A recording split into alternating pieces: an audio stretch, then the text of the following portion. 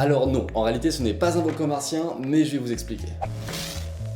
On va aujourd'hui parler du volcan Santoni, qui est situé en mer Égée et qui serait rentré dans une éruption majeure en 1642 d'après nos dernières estimations. Et surtout il ressemble beaucoup à des volcans martiens, mais vous allez me dire quel intérêt pour nous de comparer nos volcans aux volcans qui peuvent être présents sur Mars. L'intérêt va être de comparer leur géologie pour pouvoir trouver des similitudes ou des différences et donc améliorer nos connaissances sur notre univers. Sachant que Mars est plus petite que la Terre, plusieurs facteurs vont changer, notamment l'énergie qu'elle avait à donner, qui ne permettait visiblement pas de tectonique des plaques. Et c'est en partie pour ça que sur Mars il y a beaucoup moins de volcans que sur Terre, seulement une vingtaine.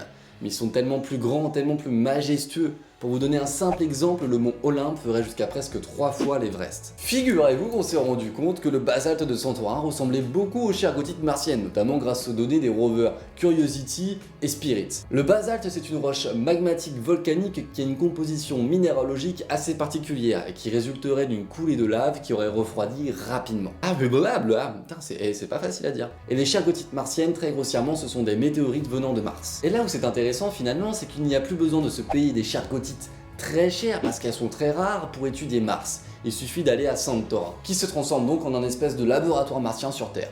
Enfin plus ou moins, ça reste quand même un lieu touristique. Et en plus de ça, ce qui est magique avec l'éruption majeure de Santorin, c'est qu'elle est reliée à plusieurs mythes et légendes, notamment celui de l'Atlantide, fameuse cité perdue sous les eaux. La civilisation minoenne qui habitait donc à côté du volcan a subi une disparition qui pourrait ressembler à celle décrite par Platon dans son histoire de l'Atlantide. En commençant par l'éruption qui va forcément amener un tsunami derrière et donc perdre la cité sous les eaux. Depuis peu, on s'est rendu compte que la date d'éruption de Santorin ne coïncide plus avec la date de disparition de la civilisation minoenne. Son éruption aurait en fait eu lieu presque 2 siècles après.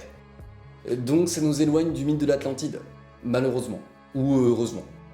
Bon, reparlons de Mars. Alors oui, on va certainement apprendre encore beaucoup de choses sur Mars grâce à Santorin. On va notamment pouvoir préparer nos prochains sites de lancement, nos prochaines missions, pourquoi pas avec des colons humains cette fois, mais en plus de ça nos instruments de recherche et pourquoi pas des rovers. C'est tout pour moi, j'espère que cette vidéo speed t'aura plu. Si c'est le cas, n'hésite pas à regarder d'autres vidéos du format ou à t'abonner à la chaîne. En tout cas, on se retrouve très rapidement pour une prochaine vidéo en speed. Ciao tout le monde.